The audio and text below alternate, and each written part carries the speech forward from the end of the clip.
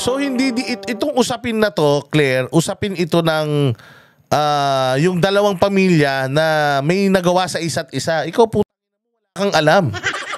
Wala kang pakialam dyan. So yung sinabi sana ni Basti na yun, sana si Bongbong Marcos ang sumagot, hindi ikaw. Bakit? Shota ka ba niya? Ha? Sinisip-sip mo ba yung tumbong ni Marcos, yung tain ni Marcos araw-araw para ikaw ang sumagot ng mga patutsada sa kanya? Sino ba sinabi ni Basti doon? Marcos. Marcos ka ba po? Hindi ka naman Marcos. Bigay ka ng sarili mong opinion. Hindi ka naman shota ni Bongbong. Okay lang siguro kung yung asawa niya yung nagsalita. Hindi ka maasawa. Oo, yan bang sinasabi mo na yan? Yan din yung sagot ni Pangulong Marcos. Oh, another day, another uratan session.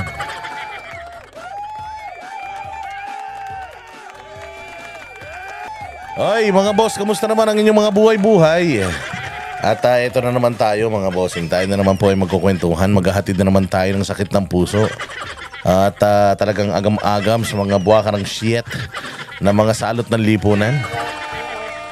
Another day, another Burautan session with Boss Dada TV.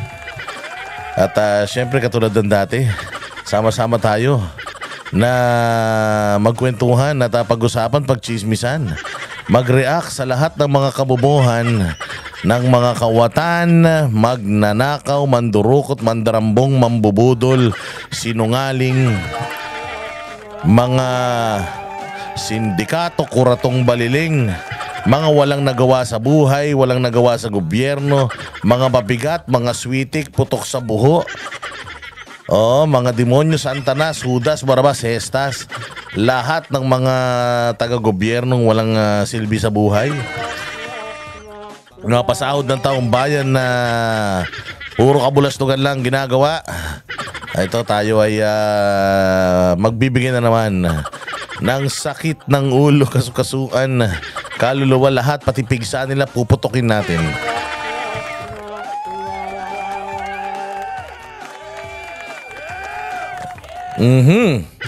At nako po, medyo malupit ang ating mga pag-uusapan ngayon. Dahil ating bibigyan ng reaksyon ang isang malupit na statement na naman ng Malacanang. Putang ina niyan. Sus, Diyos mio. Bago ang lahat, magpasalamat muna tayo sa ating mga malulupit. Sa ating mga malulupit na mga subscribers at saka yung mga bagong subscribers natin. Rest assured na hindi po kayo mabuburyong sa channel na ito. Ito pong channel na ito ay para lamang po sa mga matitigas ang puso. Bawal po itong channel na to doon sa mga malalambot ang puso, mga relihiyoso. Bawal po itong channel na to doon sa mga madasalin. Dahil dito china-channel natin lahat ng kademonyuhan.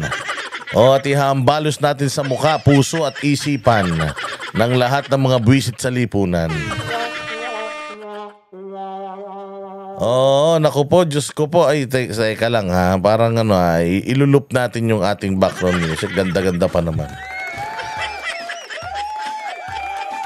Bagong-bago yan.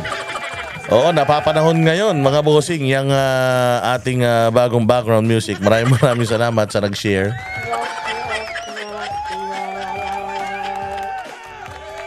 Ako po, medyo malupit ang mga kaganapan ngayon sa ating gobyerno. At talaga namang kaliwat kanan ang mga nagbibigay ng kanilang opinyon. Marami nagbibigay ng mga opinyon na puro kabulusugan lamang. Pero napakarami rin nagbibigay ng opinyon na talaga namang ang dami mong matututunan.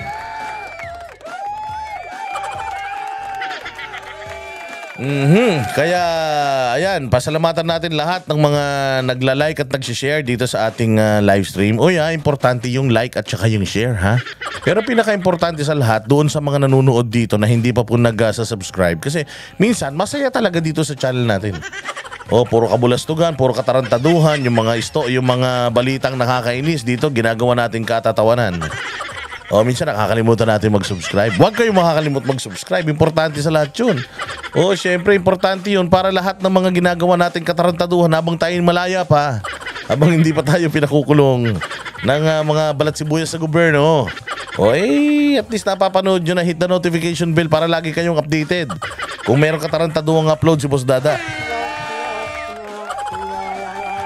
At ito na naman ang pinakamasayahin na vlogger ng Balat ng Lupa, ang Balateros, si Boss Dada. Dito na naman tayo magkukutsain na naman natin ng mga kupal. Yung mga bobo sa gobyerno. Dito sa channel natin tayo lang matalino. Channel natin to eh. Tangina, alam nga naman sila matalino. Siyempre channel natin to. Kung gusto nilang sila matalino, gumawa sila ng channel nila. Gusto nila, banatan nila tayo araw-araw, murahin nila tayo araw-araw, wala tayong pakialam. Basta pag minura natin sila araw-araw, kinupal natin sila araw-araw, dapat wala rin silang pakialam. Sabi ko nga, hindi ba matatandaan ninyo itong si NBI Director Santiago? Sabi niya, meron daw siyang 20 vlogger na. Meron daw siyang 20 vlogger na pinaiimbestigahan na. At starting next week, magpaparesto na daw siya. Ang tanong ko lang, kasi yung isang vlogger, pinangalanan niya na, si Marlica daw. Paano mo paparesto si Marlica? Unang-una sa lahat, hindi naman si Marlica po ay isang Amerikana. Siya po ay isang citizen sa Amerika. Siya po ay, ang presidente niya, si Donald Trump. Ngayon, kung may problema kayo kay Marlica at sa mga pinagsasabi niya tungkol sa Pilipinas, you have to go to Donald Trump. Ang problema, si Donald Trump hindi katulad ni Bongbong na ipagkakanuno yung kanyang citizen. Si Donald Trump, putangin niya, kahit matai ka, wala siyang pakialam. Kung nasasaktan kayo sa sinasabi ng citizen niya, baka totoo kaya kayo nasasaktan. Ano ba kasing pinalalabas ni alam nyo, nagsimula itong problema na to na magpapakulong daw sila ng mga vlogger. Nagsimula ito nung hinahanap nyo kasi si Lisa. Ba't kasi hinahanap nyo si Lisa? Tayo na niya, ano bang significance ni Lisa sa bayang Pilipinas? Ako nga, kung hindi umuwi yan, di mas maganda pa. Di ba kasi sabi nila, nawawala daw. Kesyo ganito, kesyo ganyan. May nangyari daw si LA, ganito. Simula noon, nagalit na sila. Hanggang ngayon, itong si Lisa, hindi pa daw lumalabas. Marami na siyang mga picture, di umano, sa social media. Pero di umano, ito daw ay mga lumang picture na. Hanggang ngayon, hindi pa daw lumalabas. Kaya doon nagagalit ngayon itong NBI yata natin. Bakit nyo nga naman kasi pinalalabas si Lisa? Parang pinifake news nyo daw yata na hold daw sa Amerika. Ang dali lang naman kasi niyan. Ang dali lang naman patunayan yan, di ba? Di ba, naglabas na kayo ng picture, di naniniwala tao. Gusto nila ng video, di maglabas kayo ng video. Para matapos na yung chismis, move on na sa bagong chismis. Putangin na nyo. Masyado kayong maaarte. Ang daming problema ng Pilipinas, NBI. Yan ang inaasikaso nyo. Ano ba yan? Problema na nga natin na ang pinakamamahal natin Pangulong Duterte tinapon sa ibang bansa. Hindi ka pa nga nagbibigay ng opinion mo niyan bilang isang judge. Ikaw ba ay naniniwala na ang Department of Justice ay isang competent authority o competent judicial authority? Naniniwala ka ba dun? Na ang Department of Justice, which is your office, ang mga piskal nyo mga competent judicial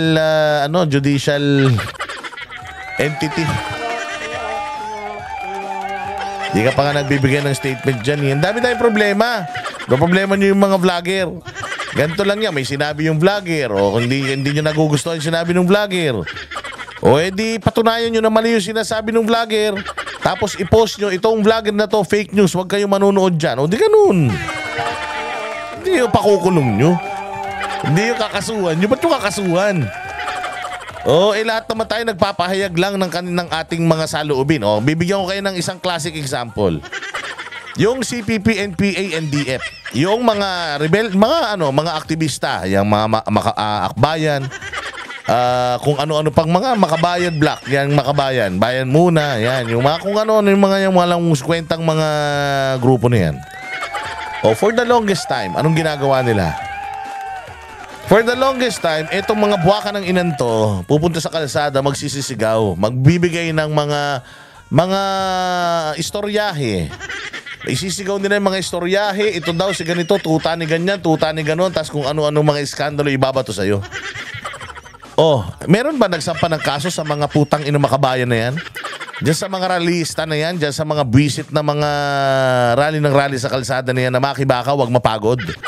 Yung mga ganon. Wala naman, di ba? The fact na walang nagdidemanda sa mga yun is because it's within their rights.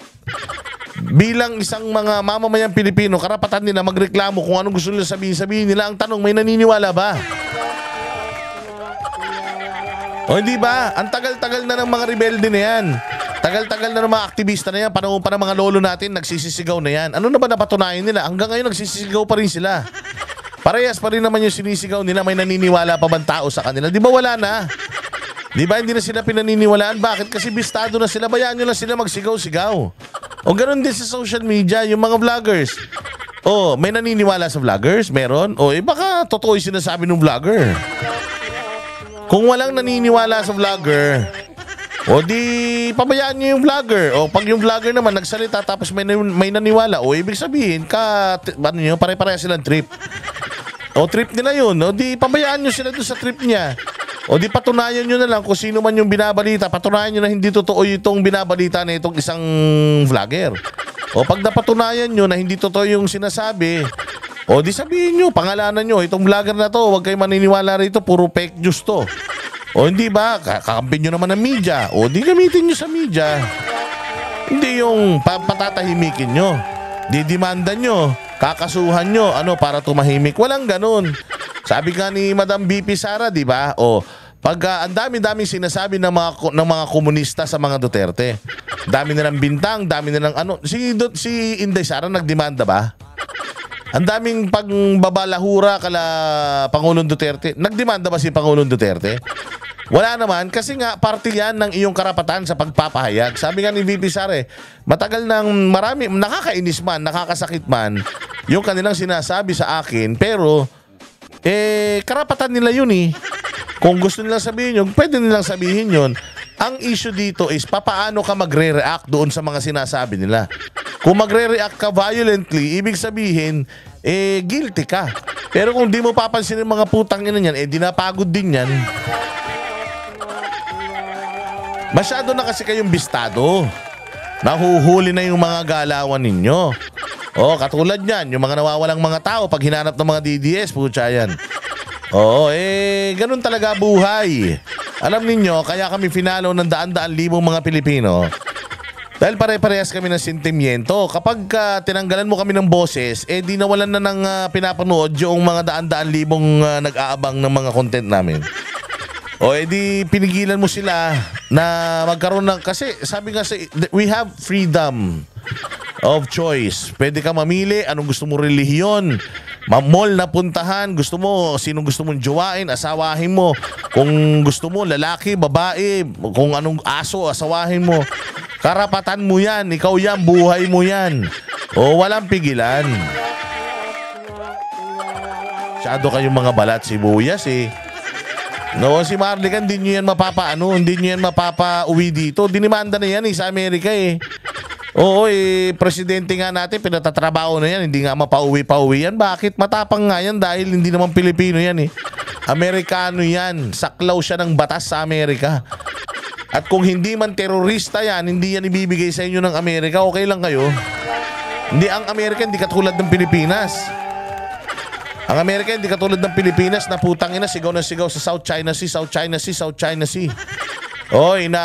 Sinasakop na tayo ng mga incheck, putang ina niyan. Ang tagal-tagal na nang sinisigaw yun. Hanggang ngayon, di pa naman tayo sinakop ng incheck. Pero ito, pinamigay natin sa Pangulong Duterte sa ibang lahi. Anak ng tinapay na yan. Okay lang sa kanila. Puta, double standard. Sabi ko nga sa'yo, NBA Director, unahin mo na ipakulong o kasuhan si Pangulong Marcos. Dahil si Pangulong Marcos, bukod sa traidor na sa bayan, ipinamigay ang dati nating presidente, sinungaling. Siya ang kauna-unahang fake news sa Pilipinas. Mantakin mo, ang dami nagkalat na video, may sulat pa, sulat pa niya kay BP Sara, pirmado pa niya, na hindi siya makikialam in any shape or form. May ganun pa, tapos biglang, ito pinamigay si Duterte. Sinong fake news? Hindi lang fake news, sinungaling pa. Sabi ko nga sa'yo, impeachable offense yan, pagtatraidor yan sa bayan. Instead, unahin mo, para malinis mo bayan mo, Santiago, unahin mo si Bongbong. Yan ang pinuno ng mga fake news. Wala daw pumasok na baril diyan sa KOJC. Kitang-kita naman, ang dami-dami. Hindi niya nga kinokorek yan. At kung ano-ano pang kasinungalingang kabulastugan. O lahat ng kanyang gabinete, puro sinungaling. O sinungaling ang kapulisan niya. O kita mo naman, di ba? Nagsasabi sila, wala daw warrant, biglang meron. O, so ano yun?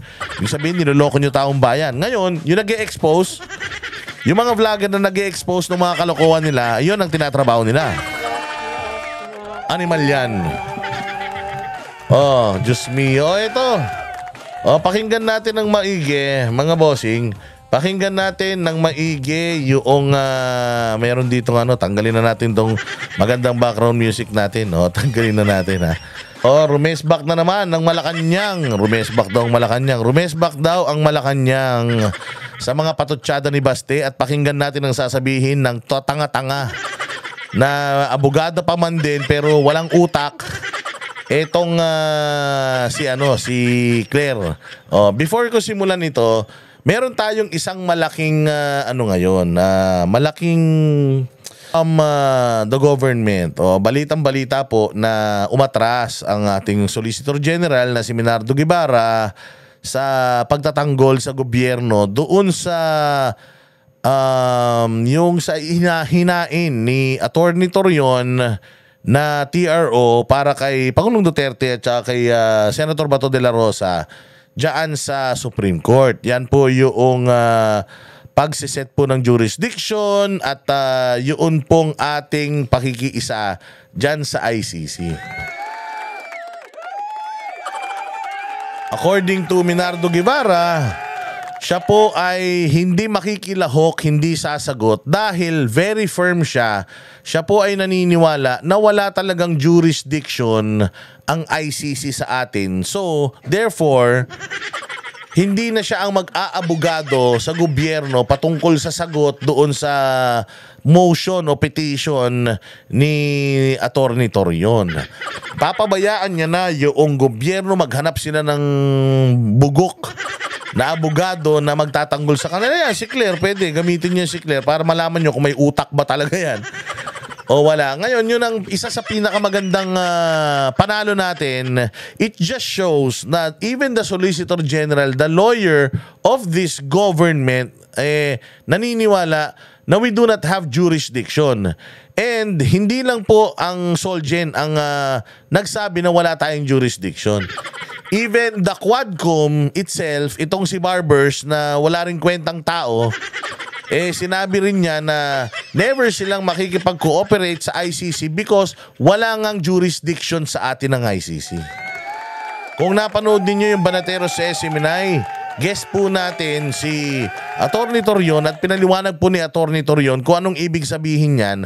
At yan daw po ay napakagandang balita para sa atin kasi nga ibig sabihin even the Solicitor General believes hindi dapat pinadala si Pangulong Duterte doon dahil walang jurisdiction ang ICC over the Philippines.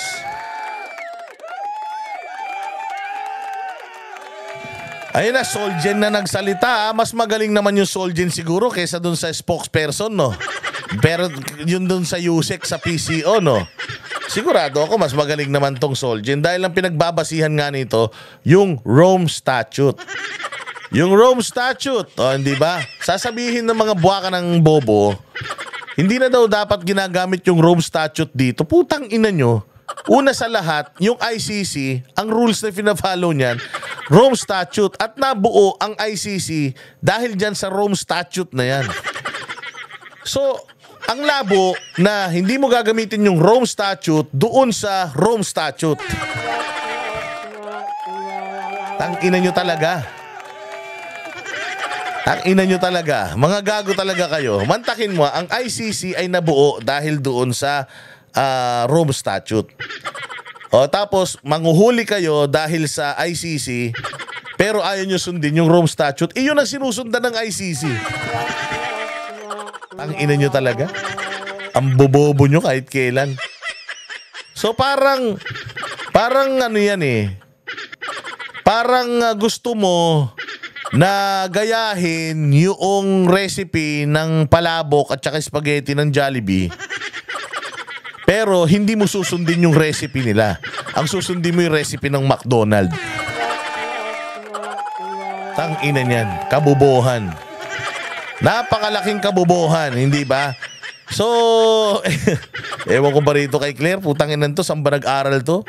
Sabi ko kasi, okay, hindi naman ako abogado, pero napakadali kong paliwanagan.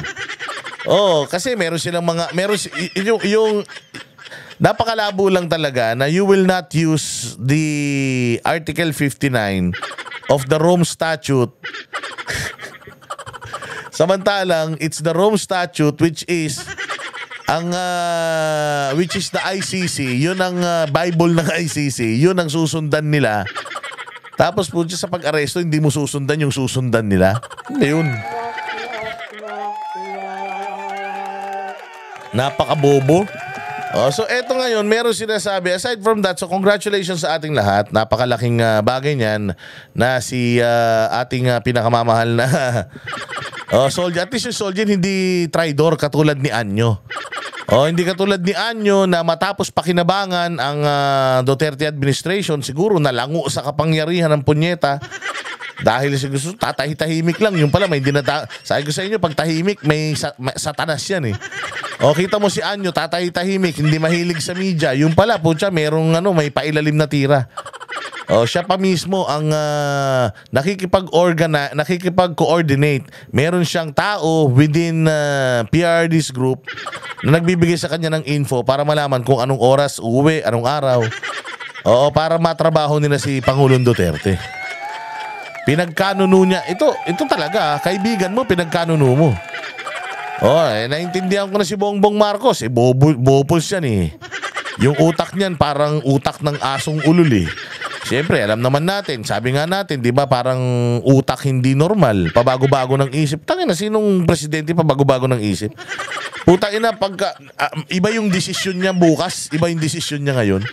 Matulog lang siya, pagising niya, ibang tao na siya. So wala na talaga tayong tiwala dyan kay Bongbong. Tanga yan eh. Tanga yan. So pero ang nakakapagtaka rito si Anyo na parang tinrato naman na kaibigan ni Pangulo. Siguro hindi naman niya minaltrato yan. Baka kahit minura, hindi naman. Maayos naman siguro ang trato ni Pangulong Duterte sa kanya noon. Hindi ko lang alam kung maayos ang bayad. Kasi kung maayos nga trato mo, hindi naman maayos ang bayad mo, ayun lang, akala natin matinong tao, yung pala hindi. Kayang masasabi niya sa kanyang pamilya na putang ina, kaibigan mo yan kumpare mo yan kasakasama mo yan binigyan ka ng break niyan, nagtiwala sa iyo yan ba't ginanon mo? Ano kayang sasagot ni ni Anyo? Hindi kasi sumusunod lang tayo sa batas. Pukin ang ina niyan. Batas? Wala sa batas natin yan. Nakalagay nga dun sa ito si Claire Castro, meron siyang binabasang article. May binabasa siyang batas pero pinuputol niya, hindi niya binabasa yung dulo. Doon sa batas daw na sinasite niya, nakalagay daw doon na depende, it applies, depende sa inyo, depende sa batas. Diyan sa bansa nyo, ganun. Hindi niya binabasa yun. Kasi pag binasa niya yung part na yun, putang ina, mahuhuli sila. Siyempre, magsisinungaling ka, yun lang pabor sa'yo yung babasahin mo. Yung iba, hindi na. Ito, pakinggan natin to balitang to. Kanyang kay Davao City Mayor Baste Duterte matapos itong tawaging walang utang na loob si Pangulong Bongbong Marcos. Nasa frontline ng balitang yan, si Maricel Halili. Sige, sa lahat, may utang na loob si Bongbong? May utang na loob si Bongbong? Ang sinasabi dito, Claire, malinaw ang sinasabi inuuna mo pa kasi mag-ayos ng itsura mo kaysa nung utak mo eh.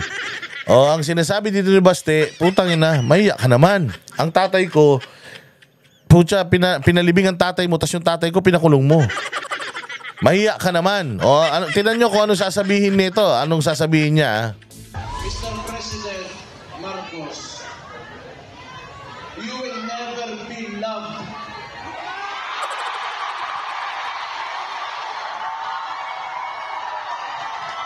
Especially to us who are calling out Rudy Duterte's neck, we will stand up and we will fight back. Yon, mabigat, sinabi. You will never be loved. Parang hindi kita mahal. Kahit na anong gawin mo, pagbigay ka ng ayuda, kahit na putang ina mag-alamano-alamano ka dyan, magdubidap-dap ka magdamag, hindi ka namin mamahalin. Bakit? Putang ina. Ang dami mong ang dami mong kabahuan.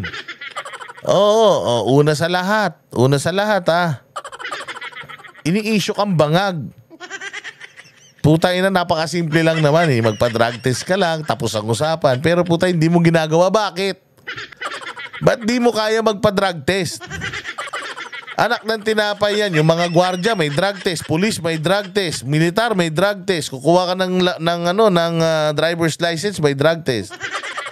Ay na, ikaw, presidente ka ng Pilipinas, ba't di ka magpa-drug test? Kung talagang totoo yung laban mo sa illegal na droga, unless yung gusto mo talagang dumami illegal na droga, nagkalat yung mga nagpi-Facebook, nagsashabu, ang dami.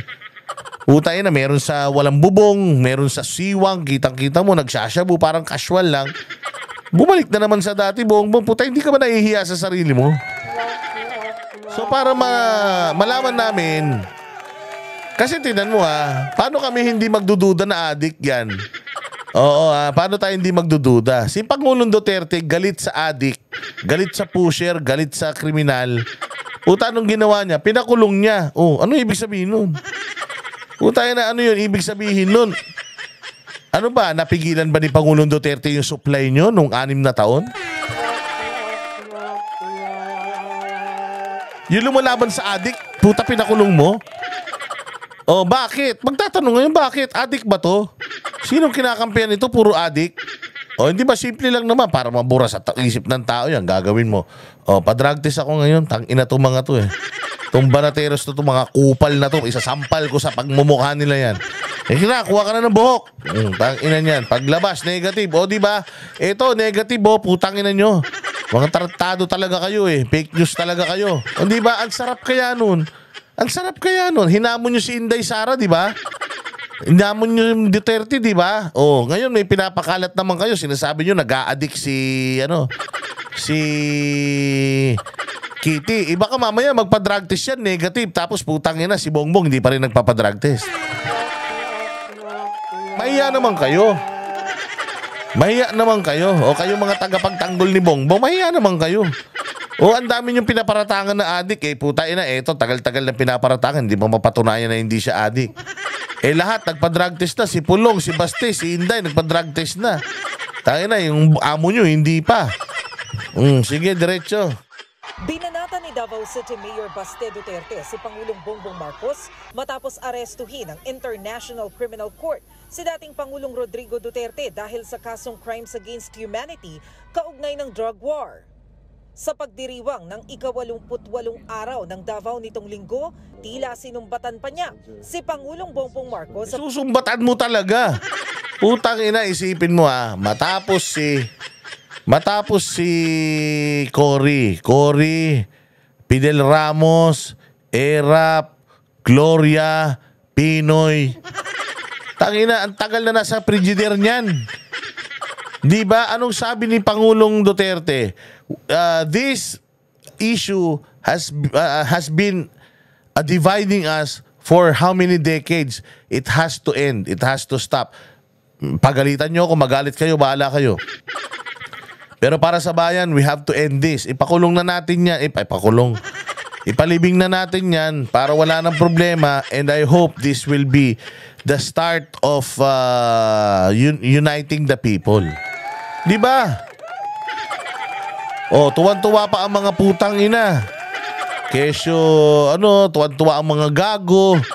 Meron pa silang mga napakaraming magagandang sinasabi kay Pangulong Duterte kahit kinocrucify si Duterte ng mga dilawan. Gusto pa nga ipahukay ng mga dilawan yan nun eh. Ba't kaya ngayon ayaw na nilang ipahukay yan? Magkakakampi na sila. Tangina, mga hunyango. Mga hunyangot, mga dublikara ang mga pompyang, ano? O sige, diretso. Pagpapalibing ni Duterte kay dating Pangulong Ferdinand Marcos. Tignan nyo mga itsura nyo yan. Putang ina, sa sobrang daming galit sa inyo, walang pumunta. Kayo-kayo lang, mga hinayupa kayo. Hindi ba? Ang sasarap ng mga ano nyo dyan, oh. Puta, nakasaludo ka pa, oh. Putang ina niya, no? Oh, para kayong mga ulul niya, no? Oh, di ba? Bati-bati kayo lahat doon. Dahil sa kapangyarihan, tinan mo ngayon, magkakaaway na kayo. Oh. Marcos Sr. sa libingan ng mga bayani. Kay utang kabubuton. Ang imong amahan, di malubong sa akong amahan. Ang akong amahan, di papreso nimo. Di ba? Eh, miski naman sino sa atin. Halimbawa, ikaw may nagawa akong mabuti sa akin, pinautang kita. Utangin na mo, pinautang kita. Pinautang kita, ha? Tapos yung pinautang ko sa iyo, lumago naman. O hindi ba? Dahil sa pinautang ko sa iyo, lumago ka, umokay ka. Ngayon, ako naman ang nagipit. Medyo, syempre, nagipit ako. Lalapit ako sa iyo. Bagamat, nabayaran mo naman yung utang mo sa akin, lapit din ako sa iyo, pre. Ano naman, pasaglit naman. Medyo nangangailangan lang. Siguro naman nakakaluwag-luwag ka naman. Ano? O sasabihin sa inyo, putangin na, lumayas ka nga rito. Minsan ka lang pupunta rito, mangungutang ka pa. Parang ha? Putangin na mo ka? Nagkaroon ka ng parisan dahil sa akin. Tapos putangin na ka, mangungutang lang ako sa iyo ngayon. Ang dami-dami mo ng pera. Bakit? Binayaran ko naman yung utang sa iyo ah. Hindi nga yun oo nga, kaya nga lumalapit ako sa iyo ngayon kasi baka naman ako naman yung pwedeng pautangin mo kasi ako yung nangangailangan. Hindi na, nabayaran na kita eh. Di ba wala kang utang na loob? Kapal ng mukha mo. Matapos mo hiramin yung tsinelas ko. Utangin na, bumili ka ng tsinelas. Yung tsinelas ko, iniwanan mo lang sa kung saan-saan. Hindi mo lang binalik sa bahay. Ang kapal ng mukha mo. Di ba minsan manunumbat ka sa ganun nga kaliliit na bagay, manunumbat ka eh. Pag kami may ulam, tangina, nakatanghod, pag nakaamoy ng ginisa, tsaka nilagyan ng toyo, pag nakaamoy ng nilulutong adobo, puta ina, hindi na umaalis ng bahay. Pucha yan, tapos na yung pinapanood sa TV, nandiyan pa, nakaupo pa. Nag-aantay ng kain. Tapos puta, pag sila yung may luto, may okasyon, may pagkain, puta, hindi man makaimbita. Lahat ng kapitbahay iniimbita pero ako hindi. Pero puta sa bahay, pag nakinood, nakinood na nakikain pa. Di ba medyo magsusumbat ka ng konti eh. Normal yun, nagawan mo ng mabuti tapos gagawan ka ng masama. Putang ina, okay lang yun. Tarantado rin to si Claire eh. Sagot naman ng Malacanang. Sagot ng Malacanang. Pakinggan nyo. Diyan, hindi dahilan ng utang na loob para baliwalain ang batas. Gago. Utangin na mo, hindi naman sinasabi na baliwalain nyo yung batas. Gago ka, may batas nga eh. May batas nga, Claire eh. Anong sinasabi mong para baliwalain yung batas? Ang punto dito, Claire, hindi naman talaga natin dapat ibinigay ng basta-basta. Dapat naman kasi merong proseso. Ngayon nasasabihin nyo, bakit? Yung mga namatay ba noon may due process? Hindi yun ang pinag-uusapan. So okay lang walang due process? Galit na galit kayo na walang due process doon, tapos dito walang due process, okay lang sa inyo. Di double standard kayo. Dapat kung may due process ang hinihingi nyo doon, dito kay Pangulo, due process. I-push natin yung due process. Yung due process na yan para sa lahat, hindi para doon sa pabor lang sa'yo. O hindi ba, ano yung due process? Nakalagay nga doon sa Rome Statute o Article 59, nandun doon, isa-isa yan. O hindi ba na kailangan na humarap siya doon sa bansa niya. Tapos, ang proper na sistema, extradition. Mula dito sa Pilipinas, ihihiring dito. Lahat ng mga legal remedies, i-exhaust noong nasasangkot. Tapos magdidesisyon whether ipapa-extradite siya o hindi. Dito hindi. Ang nagdesisyon na i-extradite siya, utangin na, kayo lang eh. At saka si Torre. Hindi natin dinala sa isang competent court. Nagpanggap ang DOJ na competent court, piskalya sila. So hindi itong usapin na to, Claire, usapin ito ng yung dalawang pamilya na may nagawa sa isa't isa. Ikaw putang ina mo, wala kang alam. Wala kang pakialam dyan. So yung sinabi sana ni Basti na yun, sana si Bongbong Marcos ang sumagot, hindi ikaw. Bakit? Syota ka ba niya? Ha? Sinisip-sip mo ba yung tumbong ni Marcos, yung tae ni Marcos araw-araw para ikaw ang sumagot ng mga patutsada sa kanya? Sino ba sinabi ni Basti doon? Marcos. Marcos ka ba po? Di ka naman Marcos. Bigay ka ng sarili mong opinion. Hindi ka naman syota ni Bongbong. Okay lang siguro kung yung asawa niya yung nagsalita. Hindi ka maasawa. Oo, yan bang sinasabi mo na yan? Yan diin yung sagot ni Pangulong Marcos? Kasi pag ini-interview siya, hindi naman yan sinasabi. So ang sinasabi nitong gagang to, na yung utang ng loob, hindi na ibig sabihin nun, lumabag na sa batas. Putang ina nyo, kayo nga ang lumabag sa batas eh. Kaya nga nagagalit si Baste. Kasi nakatulong na yung pamilya nila sa inyo, tapos kayo, ang ginawa nyo, tinraidor nyo pa. Wala sa proseso yung ginawa ninyo, pera ng taong bayan yung ginamit ninyo, eroplano ng Pilipinas, pinapunta nyo rin yung tao ng puta hindi naman malinaw. Hindi pa natin nasisettle mismo dito sa atin. Tapos sinasabi mo. Hindi po dapat na dahil lang kaibigan o dahil naging kasama, hindi na po tutuparin ang batas at tatraidorin na po ang konstitusyon. Tinraidor nyo nga kababayan nyo gago. Tatraidorin ng konstitusyon. Kayo nga ang tumraidor sa konstitusyon Tanginan to, inutil. Kaya nga sila nagagalit kasi kung tama naman yung sistema at proseso, putangin na si Duterte magpapakulong naman sa Pilipinas Bakit nyo pa dinala doon? Hindi nyo ba kaya dito? Ayaw, sa sobrang galing ng mga Duterte, gusto nyo mawala sila sa paningin nyo? Dapat dito nyo ipakulong kung talagang magaling kayo, kompleto yung mga kaso ninyo, ebidensya nyo, dapat dito kayo magpakulong, hindi sa ibang bansa. Tangina yung konstitusyon natin dito, hindi nyo sinunod tapos sinasabi, konstitusyon ba ng ibang bansa ay sinunod nyo? Inutil ang putang ina nito. Abogado pa naman, tapos putang ginagamit mo ang batas. Hindi nga tama yung paggamit nyo ng batas Kaya nga yung kasimple-simple ng tanong ko Tingnan mo even the Solicitor General. Claire? Hoy. Even yung abogado ng gobyerno, which is the Solicitor General, umiwas siya, ayaw niya. Naghugas kamay siya. Bakit? Walang jurisdiction ng ICC dito sa atin. Anong gaga ka sinasabi mong batas? Inutil ka. Ang ina yan ang sinasabi ko kapag kumakain ka ng tae ng mga Marcos, ganitong mangyayari sa'yo. Para ka ng zombie. Kahit mali, putang ina gagawin mong tama, puta napakasinungaling nyo. Nuknukan kayo ng sinungaling. Kailan lang sinasabi nyo, hindi kayo in any shape or form. Hindi kayo makikipag-cooperate tapos ngayon isinasite mo yung batas. Anong batas? Basahin mo ng buo. Pag nag-cite ka ng batas, putol basahin mo yung dulo. Dahil lamang sa utang na loob. Dagdag pa ni Palace Press Officer Undersecretary Claire Castro, kinikilala ni Pangulong Marcos ang ginawa ni Duterte para sa kanyang ama. Sa katunayan, agad daw nagpasalamat si Marcos nang ilabas ni Duterte ang desisyon niya tungkol dito. Sabi rin ni Castro. Oo nga, nagpasalamat nga. Walang problema ron. Oo, ito lang naman. Castro, nagpasalamat. Marami, ang dami naming mga kuhang ganun. Ang dami mga screenshot na mga sila mismo yung nagsasabi na best friend forever. Na walang atrasan, walang iwanan. Di ba? Sila nagsasabi nun, gago. Putangin na mo, sinungaling yung amo mo Lahat ng sinabi, hindi nagkatotoo Tapos sisisi mo pa sa amin.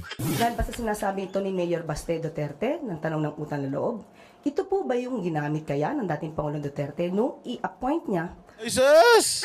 Sige. ang isang Chinese national na si Michael Yang bilang kanyang economic advisor? Anong problema? Claire, anong problema kung hinire ni Pangulong Duterte si Michael Yang? Anong problema? May kaso ba si Michael Yang? na convicted ba si Michael Yang? Hindi, di ba? Ang tanong ko sa iyo ngayon, nasan na si Michael Ma? Di ba si Michael Ma, yung sinasabing business partner ni Lisa Araneta, na di umano ay hoarder at smuggler ng sibuyas at mga agriculture products? Ayun ang sagutin mo kaya? Yun, hindi lang utang na loob ha. Yung opisina ni Michael Ma at saka yung opisina ni Lisa, iisa. Tapos, yung Michael Ma na yun, hanggang ngayon, hindi pa natin nakikita ni Anino nun. Samantalang, lumabas na yung mga pangalan nun, konektado sa pamilya Marcos, smuggler. Utang ina nyo yung mga gawain nyo, ang hilig nyo kasing itapon sa iba eh.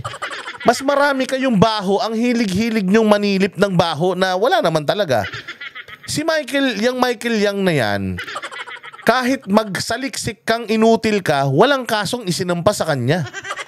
Wala. Meron ba? Di ba sinasabi nga ni Pangulong Duterte, inopen up yan sa Congress. Anong sabi ni Pangulo? Yung Michael Ma, as far as I know, matinong tao yan. Putang ina. Drug lord yan. Buhay pa. Puta, hindi drug lord yan. Kasi kung drug lord yan, patay na yan. Pero buhay pa, nakakapag-transact pa sa gobyerno ngayon, putang ina. Ibig sabihin, hindi drug lord dyan. Walang kaso, hindi kayo nagsampa ng kaso. Kahit kasi Pangulong Duterte, walang kaso sa Pilipinas eh. Ang galing mo lang chumismis, ang galing mo lang gumawa ng charot. Pero putang ina, malayo doon sa issue. Ang issue dito, tinraidor nyo yung sarili nyong kababayan. Patutunayan natin mamaya kung gaano kayo kabobo. Kung gaano kayo katraidor. Sige. Sa kabila nito, aminado ang malaki. So, ay naano niya, yung utang na loob, kaya ba niya hinire si Michael Ma? Oh, bakit? Sumablay ba ekonomiya nung si Pangulong Duterte? Nangurakot ba si Pangulong Duterte? Tsaka si Michael Ma? Wala naman, di ba? Kung meron man, may napatunayan kayo? Naisampan niyo yung kaso? Wala naman. Eh, ba't sinasite mo yun? Pero dito, sa issue ng si Michael Ma pala, Michael Yang pala yung kay Duterte. Si Michael Yang yung kay Duterte, itong kay Michael Ma, yun ang hinahanap natin kung nasa ni Michael Ma. O hindi ba kasama pa ng pamilya nila sa pag-travel abroad? O nasa na yun? O di umano, smuggler yun. Konektado sa kanila. Kaya nyo ba, no? Dahil ba sa utang na loob, kaya hinire nyo yan? O tinatago nyo yan? Hindi umano ha. Malaking issue to dati. Napakalaking issue na nito noon. Ang dami nang nag-ano dyan. Nagsanga-sanga. Tapos, malaki ba utang na loob ni Bongbong Marcos sa pinsan niya? Na si Romualdez. Balita ko, si Romualdez, meron daw yung kaso sa Amerika na napatunayang nakialam siya sa Okada dito sa Pilipinas. Hindi ba yan yung mga kaso, mga issue na putang ina, hindi nyo masagot-sagot? Tapos, putang ina niyan, sisilipin mo si Michael Yang na kahit isang kaso, wala man lang. Anak ng tinapay ka, Claire, halatang-halatang aso ka. Halatang-halatang nandiyan ka para kumagat lang, pero putang ina, palpak ka pa rin. Kanya na nag-aalala rin sila sa mataas na emosyon ng mga taga-suporta ni Duterte sa Davao. Lalo't may kumakalat daw na fake news na ire-raid ang bahay roon ni Duterte na hindi naman nangyari. Tinitiyak naman ng Malacanang na hindi balat sibuya si Pangulong Marcos, kaya hindi nila pipigilang maglabas ng saloobin ng mga taga-suporta ni Duterte. Pero iba na raw ang usapan kung magkakagulo dahil dito. Kapag ka po, nandun na po yung elemento ng inciting to sedition, which is, of course, without any tumultuous uprising, but they are encouraging people to sow hatred. So, hatred. Napakatanga ng putang inan to. Tanungin kita, bakit lumabas ang tao?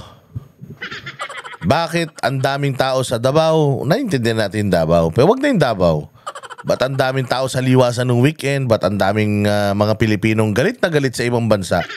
Sa Hague, sa Korea, sa Japan, sa Amerika, sa Australia, sa somewhere in Belgium.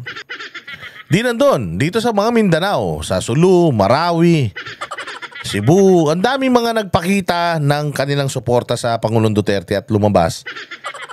At lahat sila minumura si Bongbong. Sino ngayon ang nagsuso ng hatred? Si Bongbong. Gumawa siya ng kagaguhan na ikinagagalit ng masang Pilipino. Ngayon, ang issue ninyo, kapag meron ng inciting to sedition, kapag ang isang tao ay nagsuso ng hatred, tanga, yung galit nga ng tao, ang pinagmulan yung amo mo. Dapat ipakulong mo yung amo mo para hindi nagagalit yung mga tao. Ano pa? To the government? To the president? Then, So ano? Puta, uutusan namin yung tao na magalit kay Bongbong. Puta ina. The fact na humihinga si Bongbong araw-araw. The fact na gumigising yan araw-araw. Puta, gumising yan para bisitin ng taong bayan. Ano sasabi mo? Magagalit ba tao sa kanya kung cute siya? Kaya nagagalit ang tao sa kanya, unang-una sa lahat, ang hirap na ng buhay ng Pilipino. Wala pang ginawa yan, 3 taon nang nakaupo yung tukmol na yan, wala pang nagagawa sa bayang Pilipinas yan. Putang ina, itinaas na naman yung sahod ng mga sundalo kasi nga nagdedelikado siya, nagre-resignan kaliwat kanan yung mga tao. Yung mga militar niya. At alam niyang may gagawin siyang katarantaduhan sa bayang Pilipinas, kaya binabribe niya. Yun yung mga sundalo natin ng allowance. Magkano yun? 150 to 350? O hindi ba? So ba't magagalit ang tao? Utangin na niyan. Pinatapon niya yung ano niya, yung ang dating presidente ng Pilipinas na ang ganda ng ginawa sa bayan.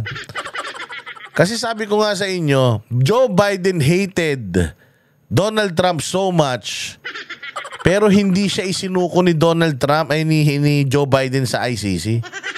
Kahit na meron siyang warrant sa ICC. Etong si tawag diyan si Vladimir Putin. Hanggang ngayon hindi pa din. At hindi sila pumapayag. Same goes with Iran. With Israel. Hindi rin sila pumapayag. And so on and so forth. Pero dito, putya yan, minadali ninyo. Hindi kayo dumaan sa proseso. Kinidnap nyo yung tao mula Hong Kong papunta ng Pilipinas. From Pilipinas, sinakay nyo sa eroplano without any due process, without his counsel, depriving him of his medicine, depriving him of winter clothing.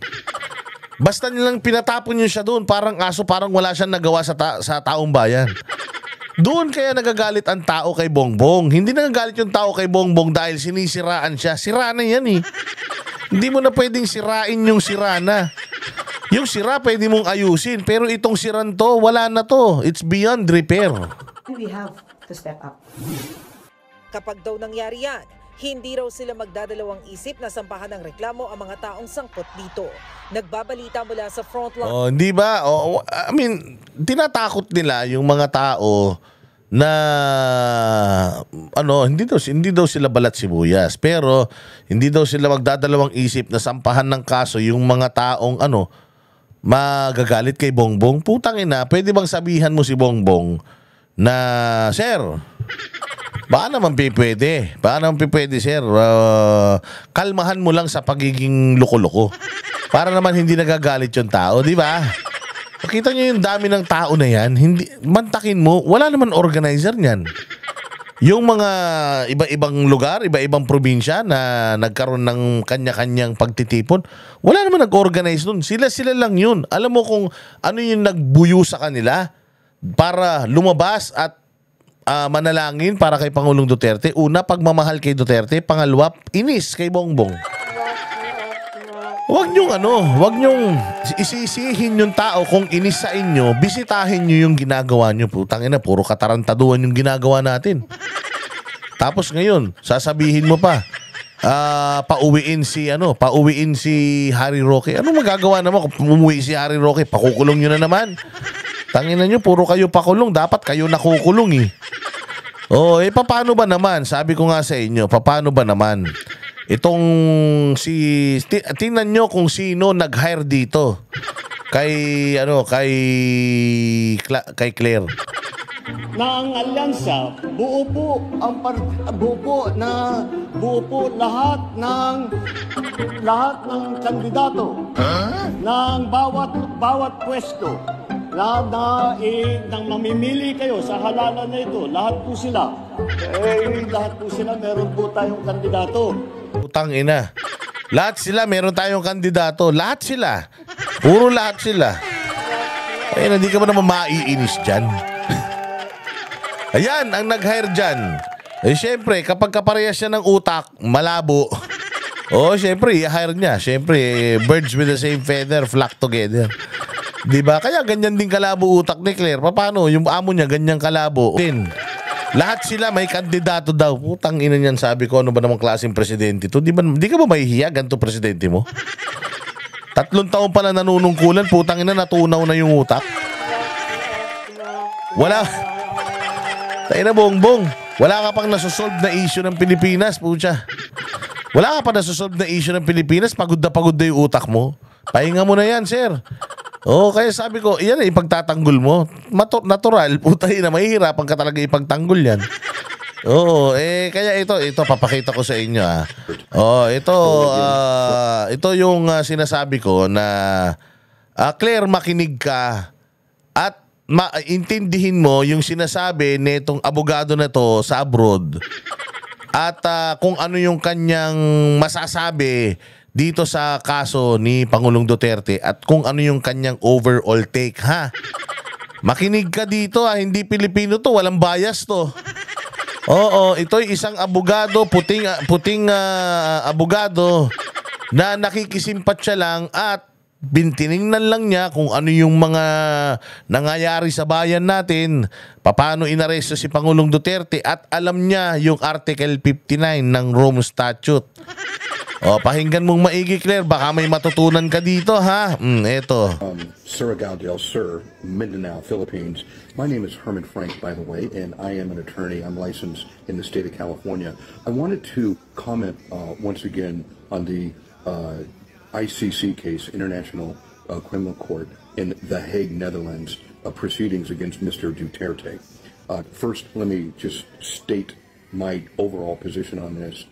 Mr. Duterte will be acquitted of all charges. So don't despair.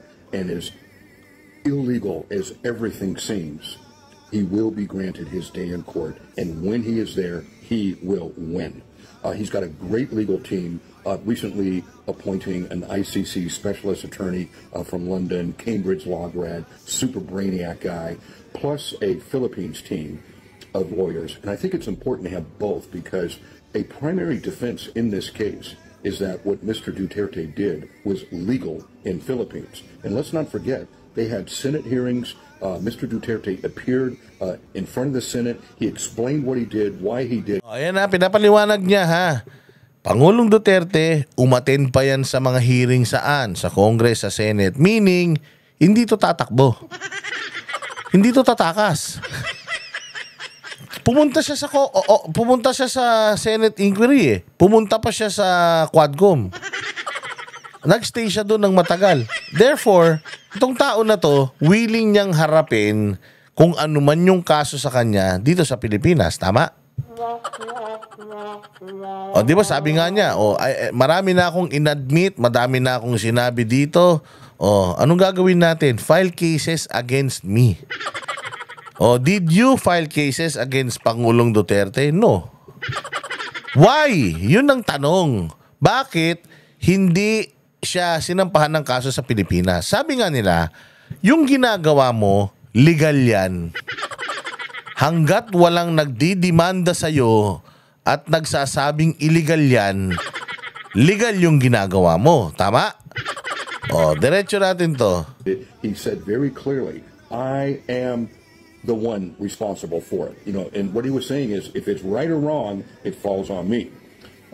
Notice, nobody prosecuted him in Philippines. There was no prosecution. Everybody knew what was going on here, everybody realizes there's no denial from Mr. Duterte. He has been very clear about it, and yet nobody prosecuted him. Sakto, umamin siya sa maraming bagay. Sabi niya, ako mananagot, ang daming nangyari. Na-prosecute ba siya dito? Hindi. Nakasuhan man lang ba siya dito? Lalong hindi. Na guilty, ano ba siya dito? Na judge ba siya dito ng guilty?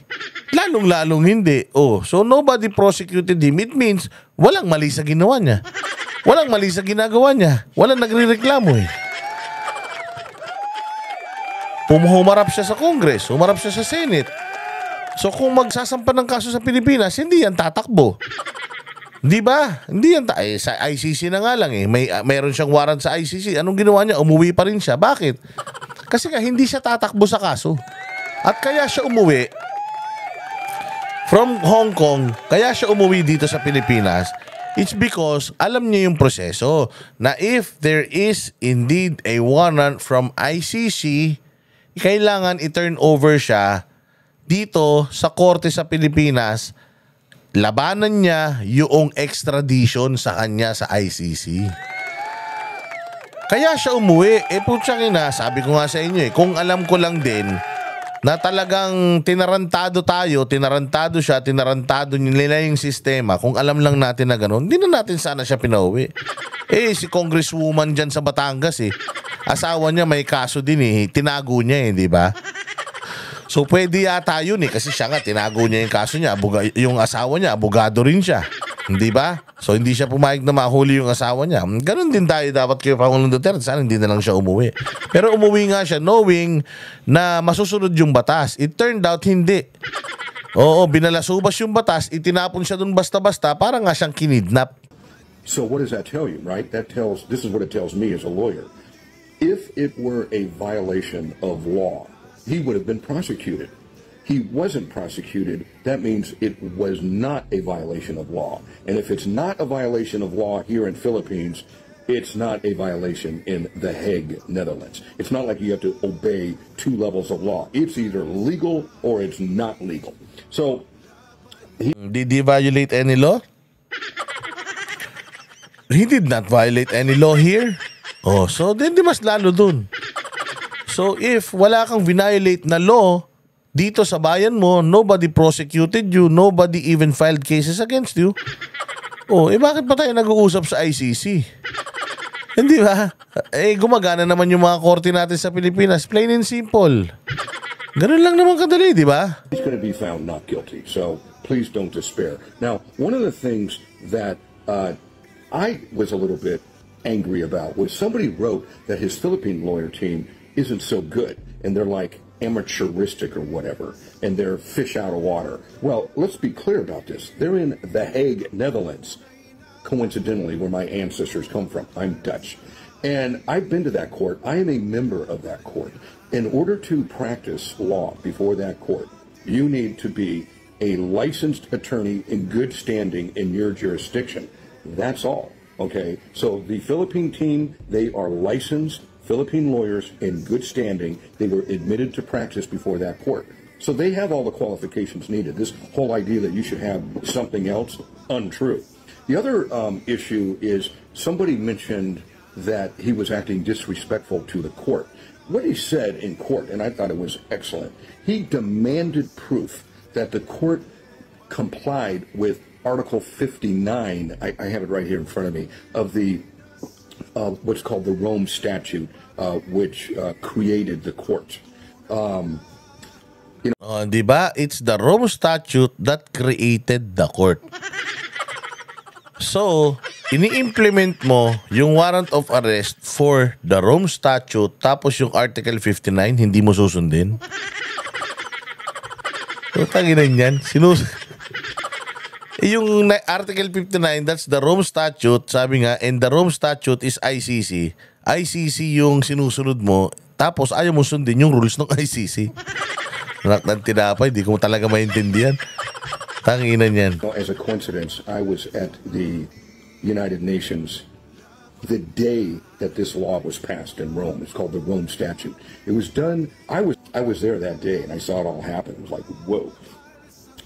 Article 59 says a person arrested shall be brought promptly before the competent judicial authority Shall be promptly brought to judicial authority in the custodial state. in the custodial state. Promptly. Shall. Yun yung mga ginamit. Shall. Shall. Ha? Shall. Ibig sabihin. Which shall determine, in accordance with the law of that state, that the warrant applies to that person, the person has been arrested in accordance with the proper process, and the person's rights have been respected. I want to tell you in the law, the word shall, it says a person arrested shall be brought. That word shall is mandatory. It means Shall. Mandatory. Kailangan mong gawin. Nagawa ba? Dinala ba siya sa korte sa Pilipinas? Hindi. Binigyan ba siya ng right to counsel? Hindi. Binigyan ba siya ng panahon para magamit lahat ng mga legal remedies? O ma-exhaust lahat ng mga legal actions, legal remedies para sa kanyang pabor? Hindi. Kasi nga, walang time. Minadali eh. Saglit lang. Nilipad na eh.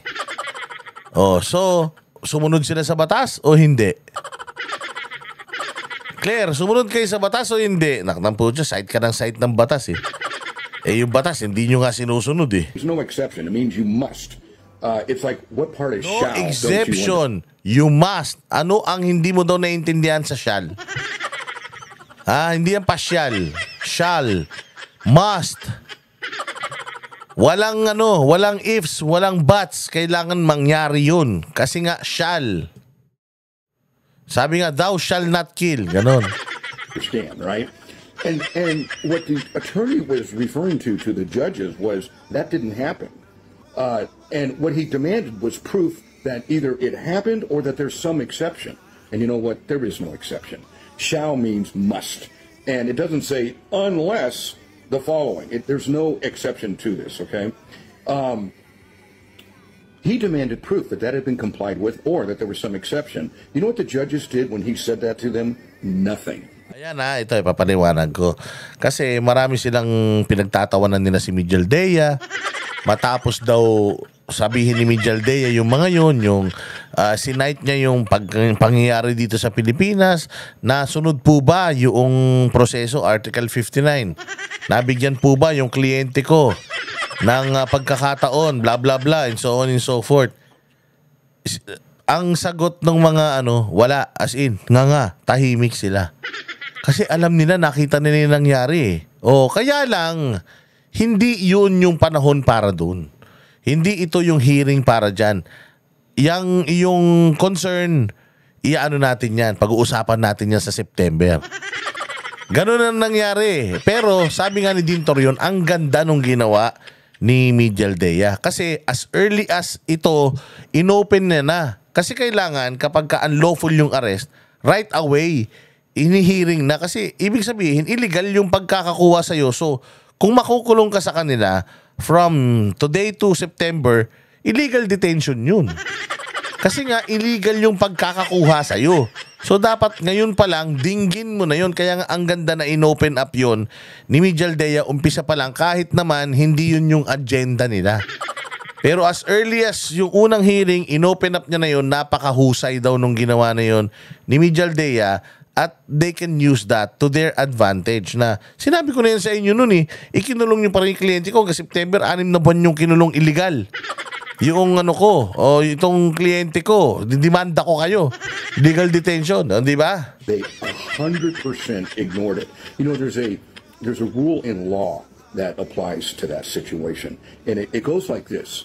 Silence can be inferred. An inference from silence is a confession.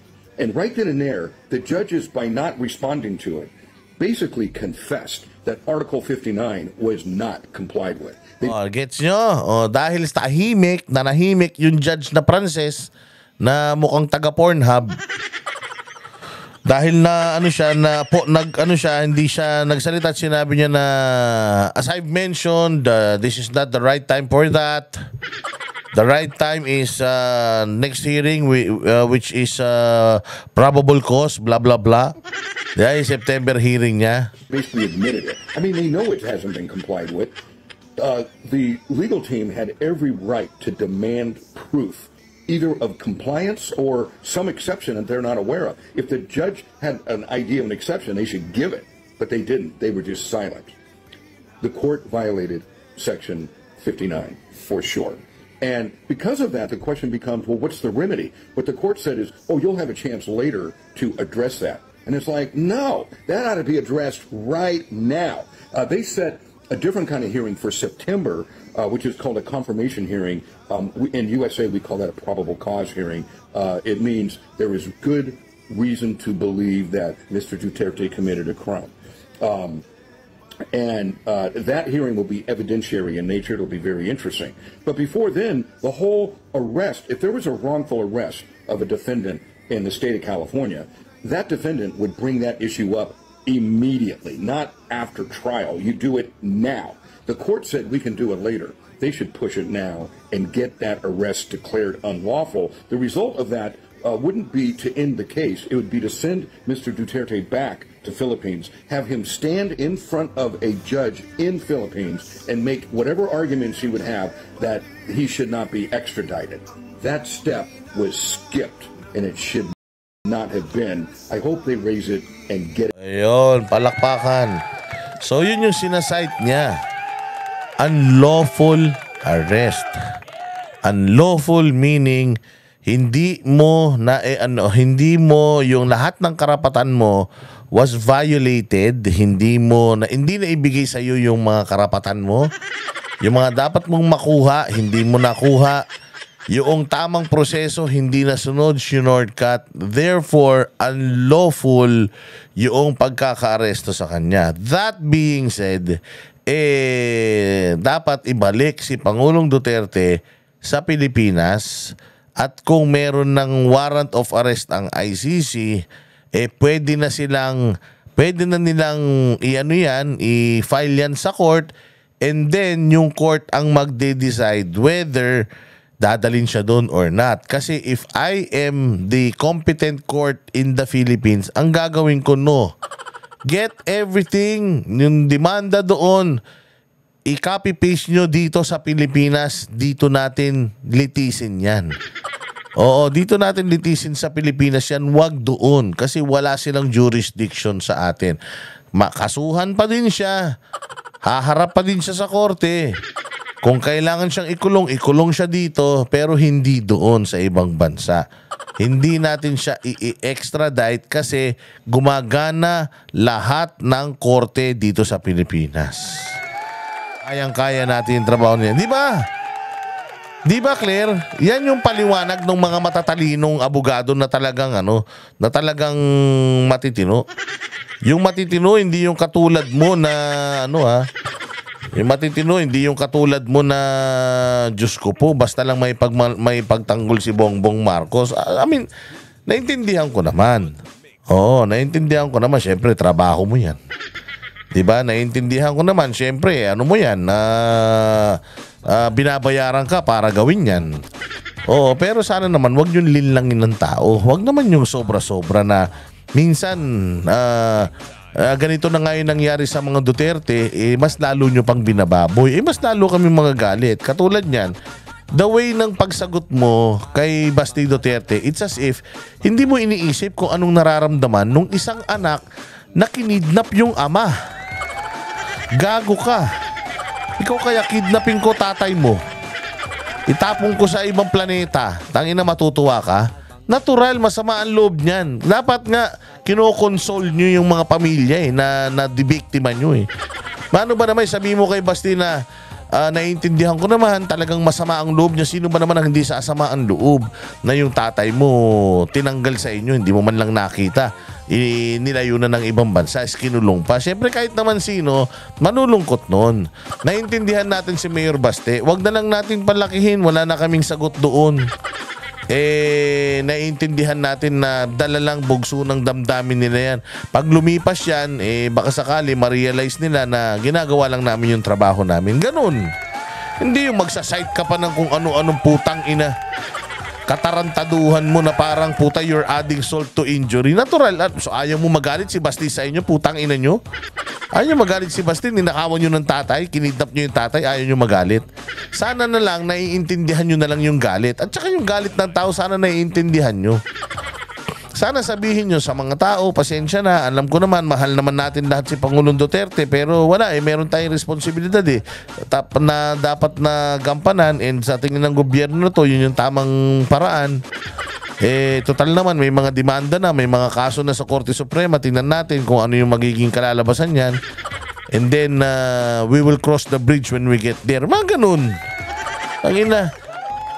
May kagaguhan na nangyayari. Putang ina, nang aasar pa tong hayop na clear ano na to Kaya ako na lang sana kinuha yung press undersecretary dyan. Baka nasagot ko pa ng maayos yung mga katanungan ng mga media dyan.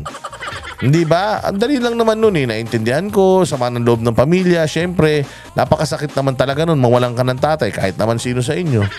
Hindi ba? Meron pa siyang due process. May due process ba yung mga namatay? May mga ganun pa siyang sinasabi. Di ibig sabihin, sa linyada ng pananalita mo, pinersonal nyo lang talaga si Duterte. Hindi kayo talaga sumunod sa proseso. Gusto nyo lang talaga siyang i-eliminate. Di guilty kayo. Ayan maraming salamat sa inyong panonood. Mabuhay kayo. God bless us all and God bless the Philippines. You're all amazing. Mag-like and mag-share. Salamat po sa mga nagsusuper thanks Mabuhay kayo. At sana hindi kayo magsawa sa pagsuporta sa Barateros Brothers. Again, I'll see you next vlog. Kami ang boses ng masa, hindi natatakot. Katotohanan lang, di kami nalulunod. Walang bahid ng sismis, lahat ay totoo. Kahit sino ka pa, pag mali ka babanatan ka. Walang pinipili kulay, wala kaming kinikilingan. Basta para sa bayan, kami lalaban. Pag tama palakpakan, pag mali banatan. Di matitinag, di matatakot, para sa bayan tuloy ang sigaw. Sa harap ng kamera, walang halong takot. Mga baluktot, lahat kayo'y tutumba. Ang hustisya at totoo, yun lang ang mahalaga. Kahit sinong harang, di kami matitinag. Walang pinipili